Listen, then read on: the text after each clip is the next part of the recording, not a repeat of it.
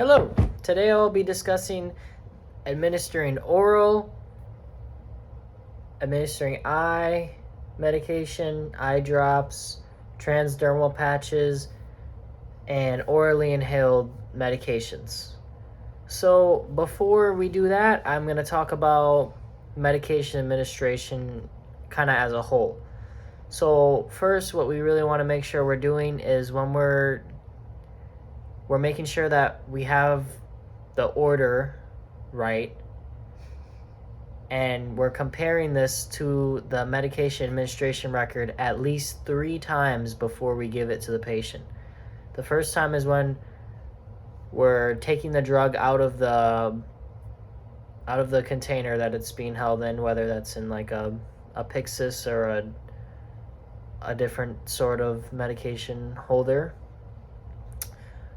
Before, when we're signing in the client and like scanning their wristband and stuff, and also right before we give it to them, really cross-referencing that it's the right drug, the right dose at the right time. And before we do anything, we're obviously going to provide privacy, do hand hygiene, explain the procedure, and introduce ourselves to the patient and gather the proper equipment. And before we even begin to give the medication, we have to make sure that the patient is ready and understands what's going on, why the medication needs to be administered, like thinking about like looking at like assessment questions. Is the drug even needed for the right reasons?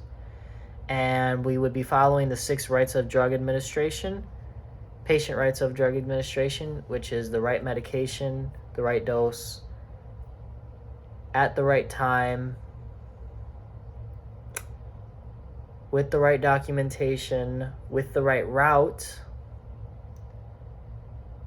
and obviously being the right patient. You want it to be the right patient as well. And then after we're giving the med, obviously we would document accordingly. First, we'll move on to orally consumed medications. So with orally consumed medications, we really want to talk about like you can take it just as like a pill, swallow it with water, put it in applesauce, crush it up, put it in applesauce, and then eat it. Put it in applesauce whole and eat it. There's many different ways. Liquid syringe in the mouth, liquid cup, and the ones that you wouldn't be able to crush as well, such as the enteric coated or the extended release orally consumed medications. Those ones can't be crushed or manipulated in any way. Next, with topical drugs, making sure that when we're applying them directly on the skin, not over the skin, because that would be useless. And making sure that we're rotating the sites with each use to make sure that there's no skin breakdown or irritation, and using gloves as well so that we don't accidentally consume any of the medication. Next, with the ophthalmic or eye medications, making sure to avoid the corneas of the eyes, as this will cause irritation, and to never touch the eyes with the agent that you're administering it with. So if you're giving it with like an eye drop, making sure the eye drops never touch the eye, or the thing that they're dropping from never touches the eye, or if you're giving in like a little syringe or whatever, making sure that never touches the eye.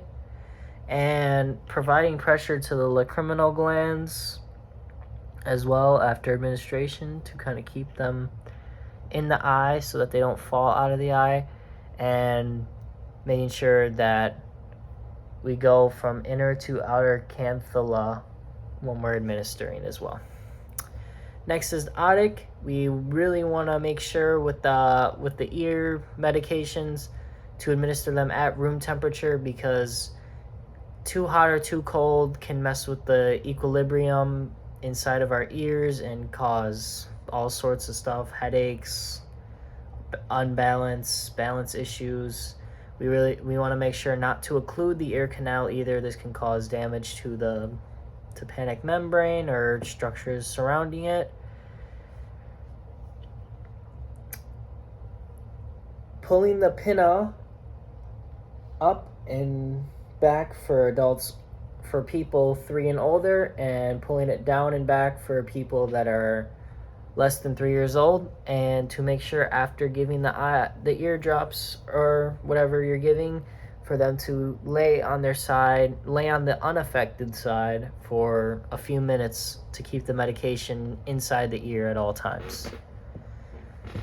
Next, with the nasal, what we really want to make sure with the nasal medications are that there's no the nasal passageways, the nares, are clear of irritation, that they're clear, and we want to instruct the patient not to blow their nose for a few minutes after giving this medication, because this can affect its absorption into our mucous membranes.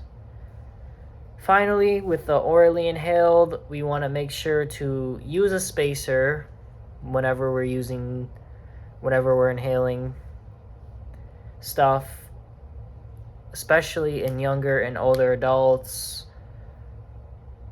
who don't have as much hand musculo neural connections to be able to use the inhalers well. To shake the medications good, because some medications need to be shaken for them to activate well. And when they're inhaled, holding them inside of our lungs for at least 10 seconds, and then exhaling them nasally as well. And then afterwards, we want to rinse our mouth as well to make sure that there's no excess medications inside. And yeah, that's it. We would remove our gloves afterwards and then perform hand hygiene.